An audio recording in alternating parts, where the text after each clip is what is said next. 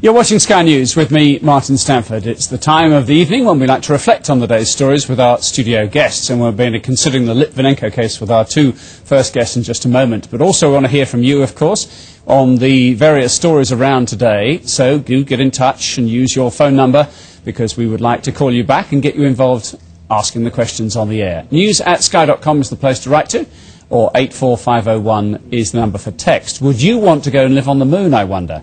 And how about this for an admission? America is not winning the war in Iraq. It's surprising to hear such an admission from the man who would be the US Defence Secretary, but let us know what you think in the usual way. Well, with me now and throughout the rest of this hour are two men whose perspective on today's news has its origin in very different personal backgrounds and enthusiasms. David Shayler is a counter-intelligence officer, former counter-intelligence officer with MI5. Welcome to you, David. And Jonathan Margolis is a science writer, and we'll be talking to you perhaps about the moon matters a little bit later on, Jonathan, but wanted to join in on the first item too, because we're going to start with the news from Russia that British detectives, which are currently there, pursuing inquiries into Alexander Litvinenko's death. But a senior Russian legal official, the Prosecutor General, said today there is no chance a Russian can be extradited to Britain. The background then from Alex Rossi. They normally work unnoticed, but as Scotland Yard detectives arrived in Moscow, it was to a scrum of publicity. Such is the interest in the Alexander Litvinenko poisoning case. One of the men investigators want to talk to is Andrei Lugovoy, who met Litvinenko on the day he became ill. I interviewed Mr. Lugovoy just over a week ago, and he told me he thought he would be dragged into the investigation eventually, but denied involvement. I have no idea who could be behind his death. I, of course, have some of my own suspicions because we did talk sometimes. I'm ready to discuss them with the British and the Russian police. Andrei Lugovoy's advisors say the former FSB agent, who was a business associate of Alexander Litvinenko, is now in hospital. It's been reported he's tested positive for polonium-210. But Russian prosecutors say he will be questioned by them in the presence of British police.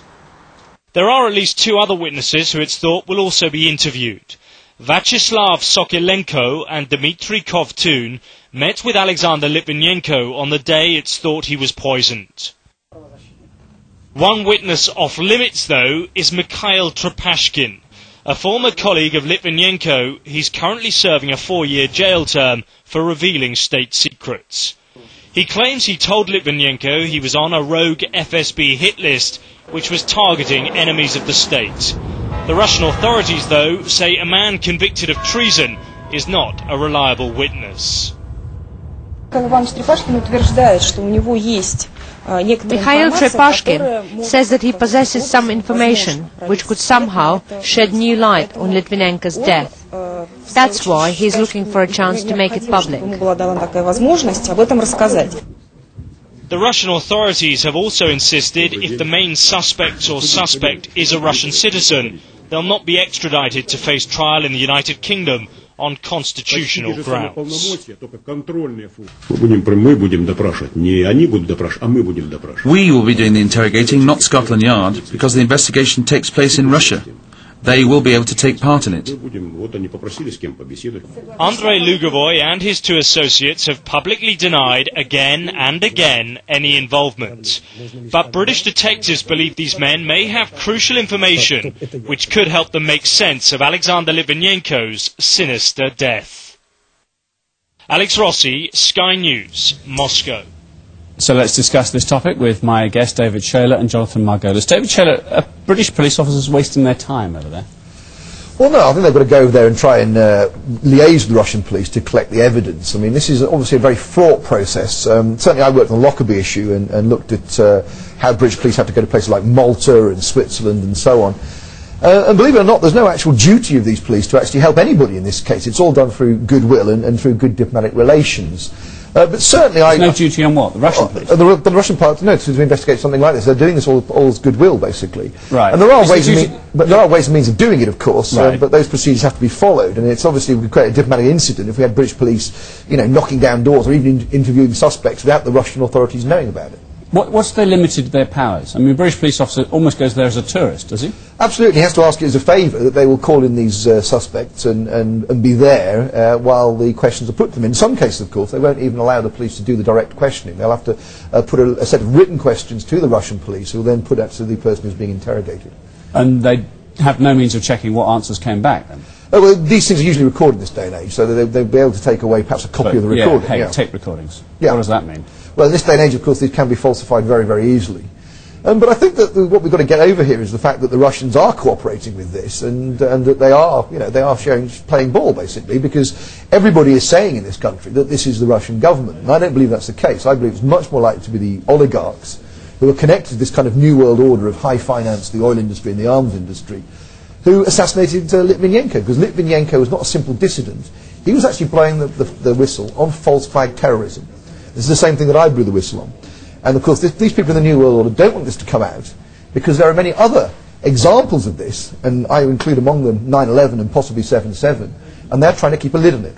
And the reason they're carrying out these false flag operations and blaming Islamic extremists, for example, is so that they can invade countries like Iraq and Afghanistan. And of course, that's all very good for the arms industry, the oil industry, and the finance industry. Okay, hey, slow down. I think you're going to... I'm just got to join the dots up here. Bear with us, Jonathan, in a minute. I will come to you in a second. You're saying the oligarchs would want him dead because he's about to tell us what?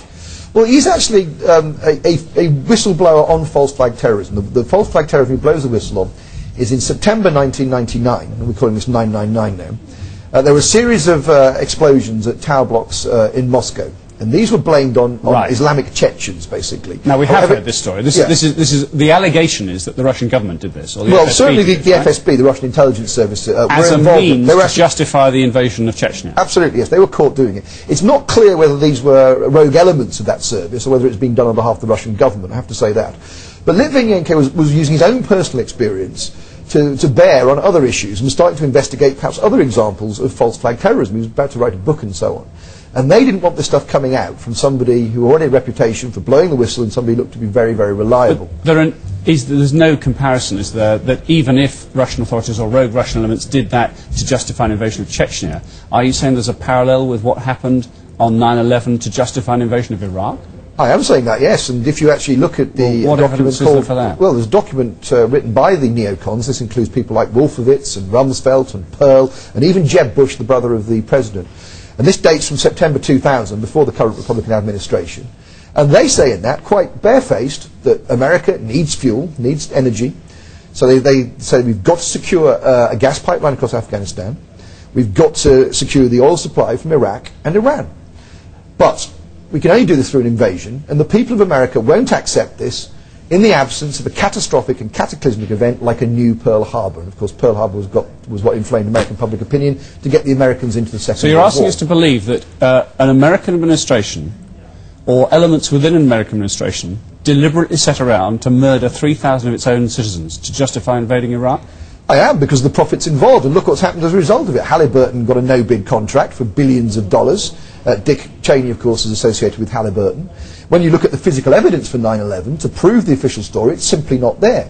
I know from working on the Lockerbie issue, for example, that every time a plane goes down, it is a requirement of international law that there is an air crash investigation carried out. And that's quite separate from any investigation into terrorism.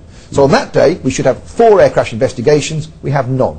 So we can hand on heart say there is no evidence that Flight 11 went into the North Tower and Flight 175 went into the South Tower, because they didn't do that painstaking forensic work. And similarly... Well, what is the video we know and show? We're getting a bit off topic here, but I mean... Well, I would say to anybody, slow that video down and make your own conclusion about what is going on there. But what I must also mention as well, which I find very suspicious as a former counter-terrorist officer, is that less than 1% of the steel taken from Ground Zero was forensicated. The rest of it was shipped off to China where it was melted down. Now, that again is a criminal offence to interfere in a crime scene. And yet this less than 1% that was forensicated showed traces of sulphur, which is consistent with a byproduct of thermate, an explosive used in controlled demolition, clearly implying the towers were brought down by controlled demolition. And I'd say to anybody else, look at Building 7. Do you know about Building 7? Tell me. Briefly, that we need to get on back to the that day at 5:20, Building 7 came down. A 47-storey building comes down in 6.5 seconds. The central column goes first, it falls in its own footprint. That is entirely consistent with controlled demolition. And the leaseholder of the site, Larry Silverstein, says a year later on PBS, the decision was made to have it pulled. Pulled is an industry term for a controlled demolition. This is clear evidence that those buildings were not brought down by aeroplanes and burning jet fuel. They were actually brought down by detonations from within the building, and that is way beyond the capability of Al-Qaeda. Well, let's see what our viewers say. If you want to join in this and disagree with David, or if you're offended by what he's alleging, please do join in. news@sky.com, 84501. Can I just bring us back to... Well, let me just clear up one thing. You seem to be... To complete the trio of allegations, you seem to say that 7/7... Was that done, are you alleging, by anything other than the suspects who we now know were involved in that, for any other reason? Well, for what particular reason? What other motivation was there? I'm saying there that the evidence to show that these 3 men from Leeds and 1 from Aylesbury were responsible is simply not there. For example, the train they're supposed to have got, according to the official Home Office narrative, the 7:40 train from Luton that day was cancelled. So clearly the official story starts to fall down, basically. If you look at the picture taken at 7:21 outside Luton, allegedly of the 4, you really can't identify from that picture. And I've been to check this out myself at Luton, and I believe that picture is a fake, that they weren't there that day. In fact, there's more pictures of those guys taken on the 28th of June when they did the so-called practice run than there are of the actual day of the attack. And we've also got to ask the question as well... It breaks down, David. What's the motivation? I mean, this sounds crazy, but who would do that to British citizens, to bring mayhem and terror to the tube system and indeed the bus that blew up in Tavistock Square?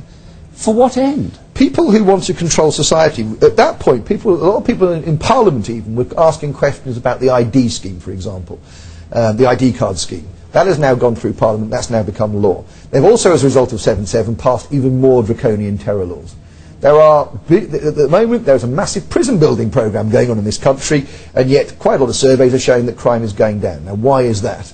And I believe very firmly, and I don't care if people think I'm mad doing this, I've done a lot of research into it, and I've also witnessed this sort of thing myself in the services, is that the people who are in charge, I'm talking about this conspiracy of high finance, the oil industry and the arms industry, realise they haven't taken the people with them on their foreign adventures. And they're getting to the point where they realise that people, once they realise what's going on, will revolt against them. So they're looking at any way they can of controlling society. And we're already seeing that. Well, let me ask Jonathan, because he's been waiting patiently to say... He's actually suggesting then that these people are so powerful, whoever these figures are, that they can effectively get round democracy, control governments, control events. Is that credible? Sort of look at it from another point of view. I'm fascinated by conspiracy theories, and we've been talking about little else for the last hour for the programme.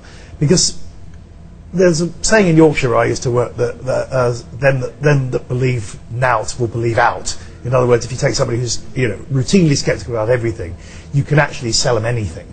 Now, if I went out tomorrow and started a theory that David Shayler is actually, he's one of them. He's not really departed from he's still part of MI6, SIS, and that he's been put amongst us to spread a crazy conspiracy theory about 9/11 and 7/7 in order to discredit the right-thinking people who are beginning to have their doubts. But so if you're a farmer in Ohio and you're beginning to think, well, it could all have been a plot by the government, then I can say, well, look how nutty these guys are. And so you can discredit them. Now I'm not suggesting that you're actually you're running this campaign as a current intelligence officer, but I'm saying that if I put that out there, I would get believers within a week. I guarantee it. I'm actually researching a book on this very thing at the minute on how to create your own cult. And it so you've just written another chapter. Yeah, you've got another chapter already. This is good value coming in. I mean, don't get me wrong. David's a very credible bloke, and I don't believe he is doing this as a kind of a psy-war operation. But you could put out a rumour that he is. And that's. But the trouble is, let's come back to this, because you've lived in the world where nobody quite knows what to believe, is it? Because it's not just a 3-dimensional, it's a 4-dimensional chess game going on here, and you have to try and think what's going on. Let's just pause for our headlines. So it's just coming up to the half hour, so let's just run it. If you're just tuning our way, good evening to you. This is Sky News, and here are the headlines. The father of 2 British children who died of carbon monoxide poisoning in Corfu has spoken for the first time about their deaths. Neil Shepherd called on tour operators to improve safety standards at resorts. Minister of Defence confirmed tonight that a Royal Marine has been killed and other wounded in a battle with Taliban fighters in Afghanistan. George Bush's choice to be the next Defence Secretary, Robert Gates, has admitted he... Talking tonight with David Shayler, who is my guest. Jonathan Margolis is also here. We're going to be talking about life on the moon, maybe, in just a few minutes, but there's so much to respond to, David Shayler, from the emails that have been coming in. I salute you for telling the facts behind 9/11 publicly. I'll always have a doubt, says one emailer. Other one, Anne, says that you're not our usual standard of expert, but I'm not sure what she means by that. All I want to say is I totally agree with what David is saying. Is another one. At last, someone talking sense, make that man Prime Minister. I've been in demolition 15 years, and your guest, David, is spot on. There is something very wrong with 9/11. And a final one at this stage. The minute I saw the Twin Towers come down, I did not believe the planes alone could have caused it. Totally agree with David Shayler. And I think there's one here, just in here, suggesting you belong with David Icke as a rather eccentric gentleman, to try and paraphrasing here, but do you appreciate that? It's such a sensitive topic, even now. I mean, one has to think of the people who lost, British people whose lives were lost in the atrocities of that day, and American lives too. You have to be absolutely certain, don't you, to say that somebody other than terrorists wanted to do that to their fellow citizens? Well, I wouldn't be doing this unless I'd done the research, and I've checked the source documents. I've, seen the Rebuilding America's Defences document, for example. I have looked at expert reports by a physicist called Dr. Stephen Jones, who is an expert in metallurgy, and he has written a paper called Why Indeed Did the Towers Collapse, and he comes to the conclusion that the most likely cause of the collapse of the Twin Towers and Building 7 is a controlled demolition. But can you link, I mean, you've thrown accusations at the neocons. Can you link the neocons then actually put the plan to put what you claim as explosives in the towers? Well, there are also witness reports that the Twin Towers, in the run-up to those attacks, that security was pulled out and there was some very strange maintenance work going down in which the CCTV was turned off. Certainly, Marvin Bush, a brother of the President, has actually been involved in security at the Twin Towers, for example. And there's a story we were discussing earlier on about a group of Israelis who were arrested cheering the attacks on the day. And there's since been an investigation which establishes that they are connected to Mossad. So it's not like we're talking about stuff that we're just seeing on internet sites here. And another good example is actually the 19 hijackers. Now, one of the things I got suspicious about straight away was how do they find out that these were 19 hijackers? It took 2 years to bring indictments in Lockerbie. That's something I worked on. Yeah. And yet here we are, 3 days later, they're saying we know absolutely who the 19 are. And yet, if you look at the flight manifests, you can get those on the internet, there are no Arab names on those flight manifests. And clearly after that, the FBI was obliged to admit that the information they had would not have stood up in a court of law. Now that's bad enough, because the 9/11 Commission accept this uncritically. But in fact, 9 of those hijackers have turned up alive. And this has been reported on the BBC, the Daily Telegraph, the Guardian, and prestigious newspapers in the US. This is not stuff we're getting off conspiracy theory websites. But the 9/11 Commission makes no attempt to reconcile why the FBI is saying that these men are the 19 hijackers and why 9 of them are still alive, basically. That's a very good example of where the 9/11 Commission doesn't do it well. I should just, though, flag up one of the things you said there, which is there is so much sensitivity about sort of anti-Semitism related to many conspiracies around the world. And I've read about this one that before, that there was somehow Mossad was involved or the Israelis were involved. I mean, does that seem credible to you, Jonathan? It was reported. I found, we were again talking about this earlier, I found this a couple of years ago, and I thought, oh, here we go, another wacko theory. But actually, it's been reported by quite credible sources in the US. I mean, proper newspapers and magazines, and they're not suggesting that they were exactly. I think you're wrong in saying that they were cheering it. The report from it involved a TV van that a TV repair van that belonged to a company that didn't exist, that was proven to be some kind of fake company, and there was a picture. They were taking pictures of one another with their van, and the Twin Towers were coming down, and the suggestion from the neighbours in, I think it was New Jersey, who saw this happening, well, not that they were pleased about it, but just that it was look, we said this was going to happen, it's happened. And it sounds like another wacko theory, but again, there is a surprisingly, from what I read, a surprisingly high level of credibility to it. And and we know the stories about that haven't been really disputed about the Bin Laden family being kind of whisked out of the US at the time. Now, I but these all can be. I can be explained by coincidence. And this is the problem with conspiracy theories. Can I just explain things that can't be explained away? For example, how does, even if you think that it's a 757 that goes into the Pentagon, how does that get through the Pentagon's automated anti-missile defence system? The only thing that can get through that is someone who knows the code for friendly fire that day.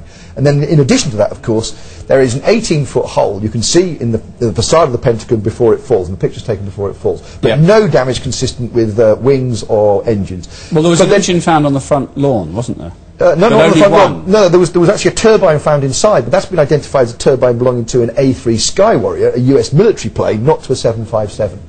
And the idea that the superstructure of the plane was vaporised in the subsequent explosion, you don't think... Well, that's what they say, but then they also say they identified 184 bodies from DNA. Now, if it's hot enough to vaporise titanium, it's hot enough to vaporise carbon, which is what our bodies are made of. And at the back of the ceiling of the Pentagon, there is another 16 to 18-foot hole.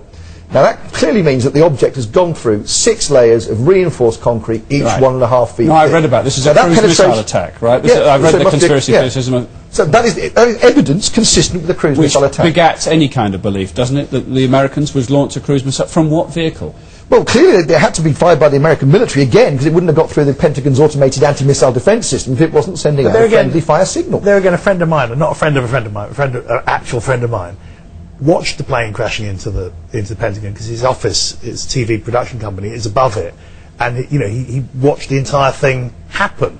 I don't know whether he's been used. If he hasn't actually come forward as a witness, because there are no witnesses of an actual plane going into the Pentagon. Lots of people talking about planes nearby, but then again, look at the expert witnesses. The people at the nearby airport, Washington Airport, the air traffic controllers are absolutely convinced that what they saw heading towards the Pentagon was either a very small military plane or a missile. And of course, they see civilian jet airliners day in, day out.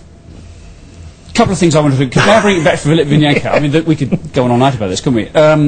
Why... Because one of the puzzles is, why would you use these alpha emitter type things? Why polonium-210?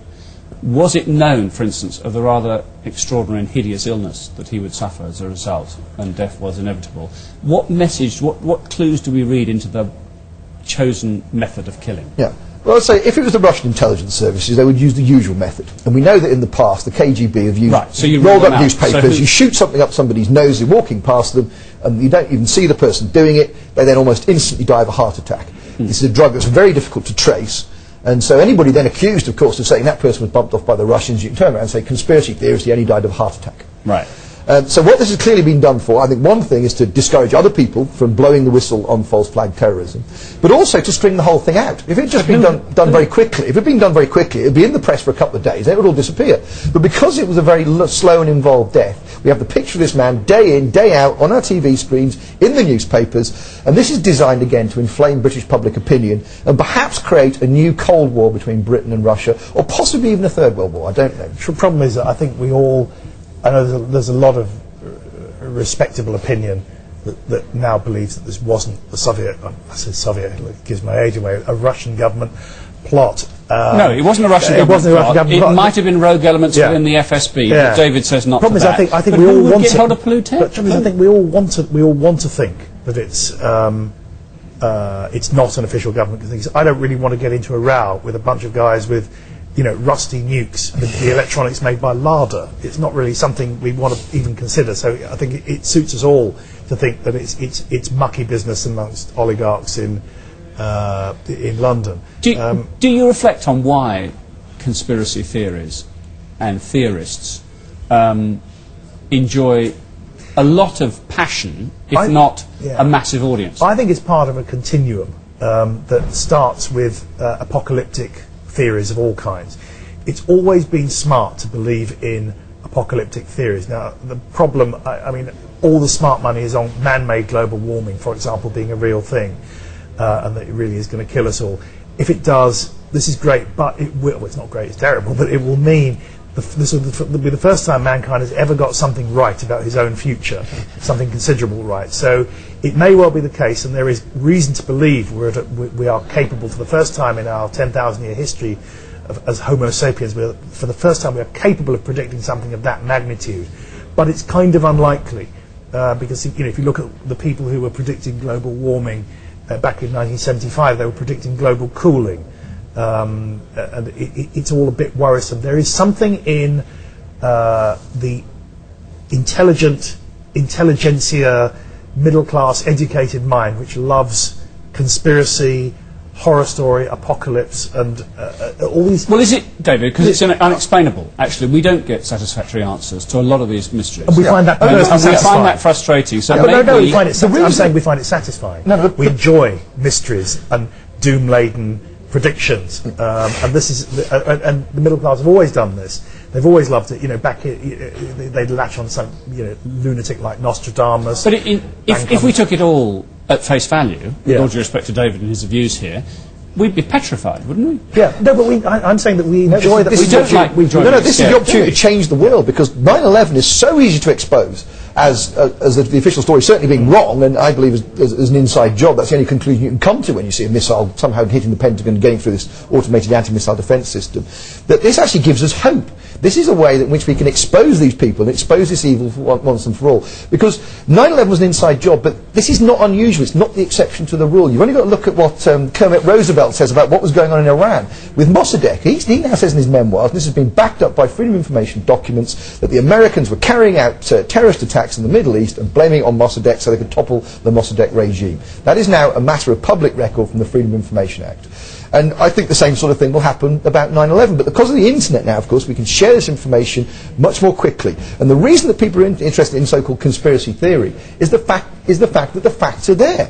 There is incontrovertible proof that buildings were brought down by... Respect, and I know we haven't got time to go into every detail. We haven't made the connection, have we? You've proposed a radical and some might say irrational political logic for doing this. But I haven't had a chance to explain it fully. Well, I know, we haven't had time. But you've then said there are unexplainable facets we know about the investigation and the state of the buildings and so forth. But you haven't joined the two up. Well, I think what you have in the sense that we've said that all we can ever say anything is given the situation we have in terms of being able to investigate stuff, is what is more likely. And it's far more likely that elements of the American state were able to get in the Twin Towers and plant all these explosives and bring them down than it was Al-Qaeda could. The same thing about... Did the American state book the planes? Fly the planes? Well, this is the interesting thing about the planes. FAA records, Federal Aviation Authority records, show that Flight 11 and Flight 77 didn't even take off that day. And where's all the CCTV footage of these hijackers in the airports? There's no CCTV footage being released of them in the airports where the planes took off. So I'm sorry if I'm repeating myself, but the shot, the iconic shot, which is emblazoned in all our minds, those of us that were around that day and were reporting that day, of planes hitting the tower, how do you explain that? Well, I would say to anybody, look at that footage, slow it down, and come to your own conclusions. But I very firmly believe that what you're seeing there is not consistent with the damage of a plane going into a building. But people have got to make their own minds up. I'm sorry, I don't understand that. What do you mean? There was a plane or there was not a plane? I would say to people, look at all the footage, from all the angles, and see how that plane goes into the building. Every angle shows an aeroplane hitting the building. It shows an aeroplane, it shows something melting into a building, not hitting a building. When a plane would hit a building like that, you would expect to see the wings start to fracture. You'd expect to see explosions when the engines, which are full of fuel, hit the building. You'd expect to see blowbacks of parts coming back off the thing. But when when you slow it down, you actually see a plane melt into the building, then you see the explosion once it's inside. You'll be aware of the offence that some people will take. Well, I'm not in the business of defending anybody. I'm trying to get the truth. To the people who lost their lives. No, I want justice for those people. Because if I'm right, and I believe I am, that the elements of the American government were responsible for this, then we have so far not had justice. And it's not just justice for those people who were killed on that day, it's also justice for the 650,000 people who were killed in Iraq as a result of that invasion predicated on 9/11, essentially. And the same with the innocent who died in Afghanistan. All of those people have suffered an enormous injustice, and the best way to bring this bogus war on terror to an end is to expose 9/11 for the lie that it is. Jonathan, we'll have to ramp our conversation here. We were going to spend a bit of time talking about the moon. We'll have to do that another time. Let me just check. Well, you guys believe we did go to the moon, right? Yeah. I know there's a conspiracy there about the flag. No, you're getting me wrong. I've no problems with the moon. No problems with. No problems with going back. I've got no problems with 9/11. I think it was probably. I think Princess Diana died because she didn't have a seatbelt on. I'm afraid. Well, I think and I think the obvious answer to 9/11 is probably the correct one. Okay. Doesn't make the story any less interesting, but it's indeed. Well, at least we've had a chance to expose it. Thank you very much for being with us, David, and thank you, Jonathan, as well. Incidentally, we're going to be talking to NASA, a scientist involved with the NASA project, in around about, half an hour's time from now about that particular plot.